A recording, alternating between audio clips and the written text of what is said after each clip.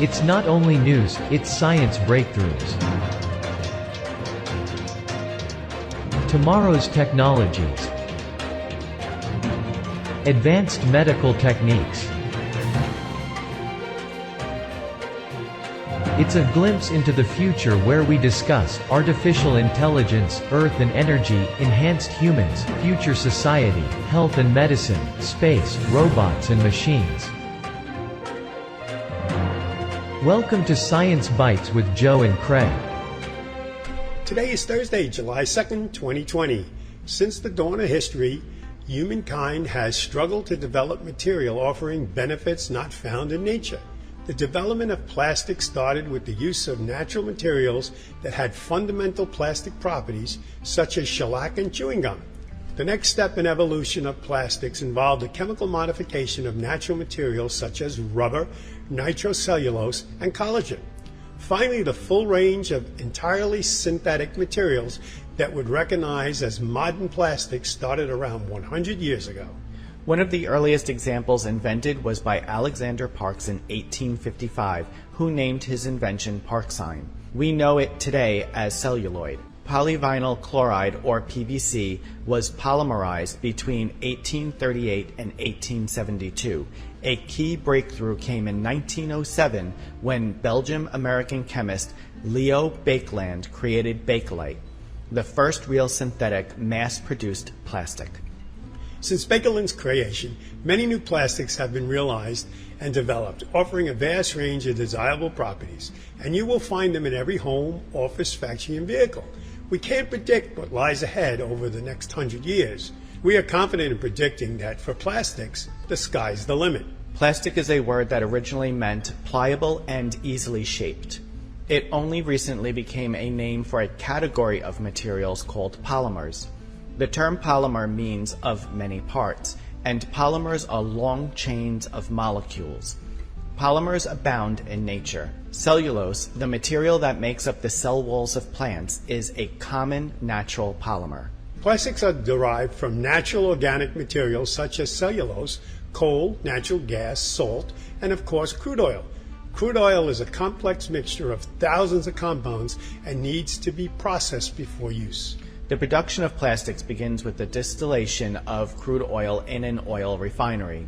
This separates the heavy crude oil into groups of lighter components, called fractions. Each fraction is a mixture of hydrocarbon chains, or chemical compounds made up of carbon and hydrogen, which differ in terms of the size and structure of their molecules. One of these fractions, naphtha, is the crucial component for the production of plastics.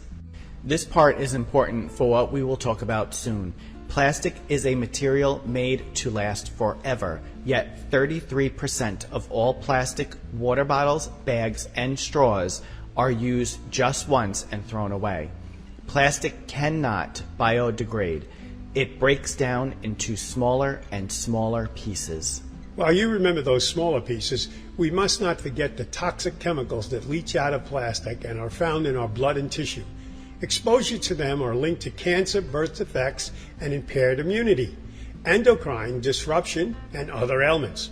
There are thousands of landfills in the United States. Buried beneath each one of them, toxic chemicals from plastics drain out and seep into groundwater, flowing downstream and into lakes and rivers.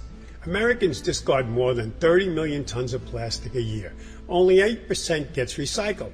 The rest ends up in landfills, it's burned, or it becomes litter. All of this is made to last forever and can only break down into smaller and smaller pieces. Remember we said modern plastics that we know and recognize today started 100 years ago? Well, according to new research published in June 2020, America's seemingly pristine western wilderness areas and national parks like iconic landscapes including the Grand Canyon and the Rocky Mountains are being blanketed by tiny pieces of plastic raining from the skies.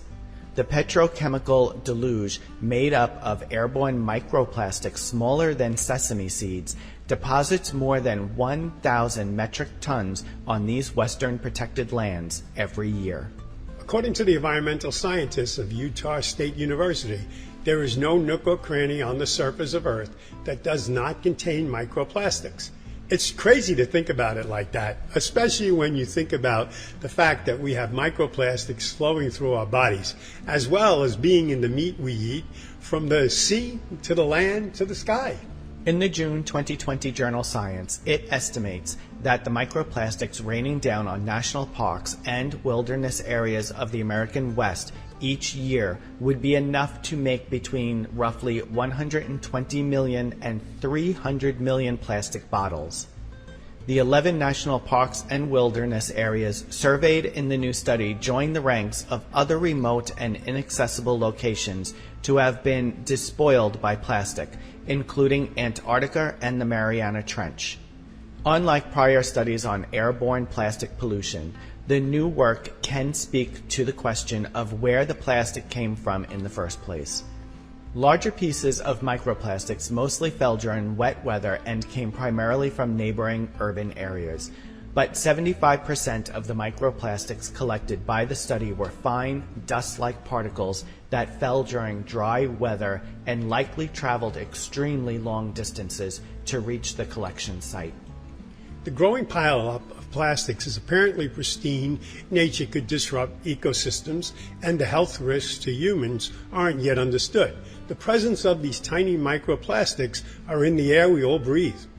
Humanity has produced an estimated 8.3 billion metric tons of plastic to date, and global plastic waste is predicted to increase from 260 million tons per year to 460 million tons by 2030. What the precise consequences of a world awash in plastic will be for the environment and human health remains mysterious, but the sheer scope of the phenomenon suggests they will be all but inevitable. Smaller and smaller and smaller pieces going on forever. We're going to take a short break, and when we return, we will be discussing making fuel from our sunlight and air. What makes a rainbow bend? Where does the universe end? To know the world from A to Z. Discover science and technology. Where is the dinosaur? What's on the ocean floor? To know the world from A to Z.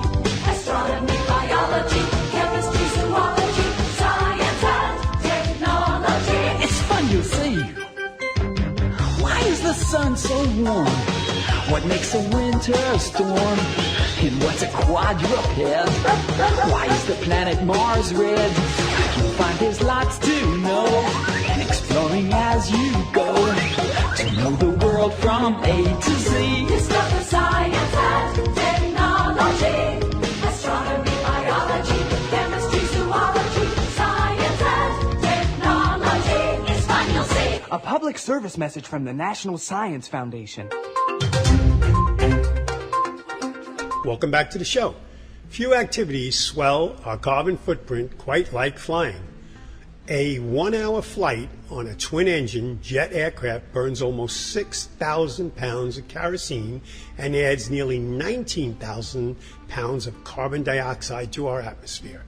The environmental impact of air travel is stark, when flying could have a zero carbon footprint. A renewable energy expert at the Swiss Federal Institute of Technology says they have developed a solar technology that can produce liquid fuels using just two ingredients: solar energy and ambient air. These hydrocarbon fuels release only as much carbon dioxide during combustion as was previously extracted from the air itself. It may seem like alchemy. The solar refinery built on the outskirts of Madrid follows some of the straightforward chemistry. An array of mirrors called a heliostat tracks the sun, boosting the sunlight's intensity by a factor of 2,500 while reflecting onto a 50-foot high tower. This dazzling beam of light heats a reactor with a core made of cerium oxide, an inexpensive compound often used to polish glass. At 2,700 degrees Fahrenheit, oxygen is liberated from the cerium and removed, after which water and carbon dioxide captured from the air is injected into the reactor. As the reactor cools, the reduced cerium claws back oxygen molecules from the added material, leaving a mixture of hydrogen and carbon monoxide called syngas. Syngas is funneled into a second reactor where the syngas converts into kerosene molecules. In June 2019, the Mostoles refinery announced its first trickle of fuel. Why should we turn solar energy into fuel at all? While road and rail transportation are open to electrification, existing battery technology does not pack the punch needed to drive heavy industries such as sea freight and air travel. There is no way around jet fuel for long-haul commercial aviation. Batteries weigh too much, which requires more energy to lift the weight. Solar kerosene has the potential to slot into existing global infrastructure for storing, transporting, and using fossil fuels, but it still can't compete with them for price. It would likely ring up around $9 per gallon if sold to consumers, but that cost should fall as the technology improves in efficiency and grows in scale. With a modest boost in current productivity, solar refineries could supply the entire world's jet aviation fuel demand with a heliostat array the size of Indiana. The revolution is now underway. Last May, a major airport in the Netherlands announced that it would host the world's first plant turning atmospheric carbon dioxide into liquid fuel. That is so cool. Yeah, that's going to be great. If the jet fuel is produced from sunlight and air, then there is nothing to be ashamed of because the carbon footprint would be zero, a truly sustainable process. I'm really excited about this. Yeah, I'm going to follow this one. It's going to be really good. Yeah. We're going to take a break, and when we return, we'll have a quick bite for you about the hunt for alien civilizations. Ignition sequence start. All engines are running. We have taken tremendous steps. We choose to go to the moon before this decade is out. We are the pioneers, the star sailors, the thinkers, the visionaries, the doers. And because we stand on the shoulders of giants to go farther than humanity has ever been, we will add our names to the rolls of the greatest adventurers in history. Every day, every mission, we advance this calling. We are NASA. And after 60 years, we're just getting started.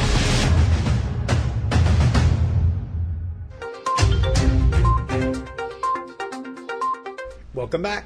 For the quick bite, a team of astronomers from Harvard and other institutions are collaborating on a new project to scan the skies for technological signatures from alien civilizations. It's a new project. This is the first to receive a NASA grant for the SETI-specific research in more than 30 years. Technosignatures relate to signatures of advanced alien technologies similar to, or perhaps more sophisticated than what we possess today. Such signatures might include industrial pollution of atmospheres, city lights, photovoltaic cells or solar panels, megastructures, or swarms of satellites. The collaborators say that the discovery of myriad exoplanets in recent years has a potential to shake up the SETI research. The search for alien intelligence has always faced the challenge of figuring out where to look. Now we have thousands of exoplanets, including planets in zones where life can form. This is a game changer. I don't know, Joe. I just love any science where they're hunting for life out there. I think that's always so exciting. The initial study will scan the skies for signs of extraterrestrial solar panels and pollutants, two possible indicators for the presence of technological activity beyond Earth. You know, I think my neighbor's from Mars. Yeah, I think our neighbor's from Mars, too. The nearest star to Earth, Proxima Centauri, hosts a habitable planet, Proxima b. The planet is thought to be tidally locked with a permanent day and night sides. If a civilization wants to illuminate or warm up the night side, they would place photovoltaic cells on the day side and transfer the electrical power gained to the night side. By looking for specific wavelengths, the astronomers are hoping they could get a chance of spotting sunlight reflecting off those solar panels. Polluting gases and atmospheres of other planets could also indicate a presence of intelligent life. A different civilization would show detectable signs of artificially produced molecules, like refrigerant gases we've released into Earth's atmosphere. The fundamental question they are trying to address is, are we alone? Even if we are alone right now, were we alone in the past? That brings us to the close of another episode. Thanks for listening. We will be back again next week with a new episode. You can find all episodes of My Science Bytes with Joe and Craig for free on Apple Podcasts, Google Play, Alexa, Spotify, and other platforms. Or visit our website at mysciencebytes.com. Joe and I are grateful to you, our listeners, for sharing our podcast with your family and friends. If you are new to the show, please subscribe or follow. It really helps move up our rankings so more people can find us. Thanks again for listening, and we'll see you next week.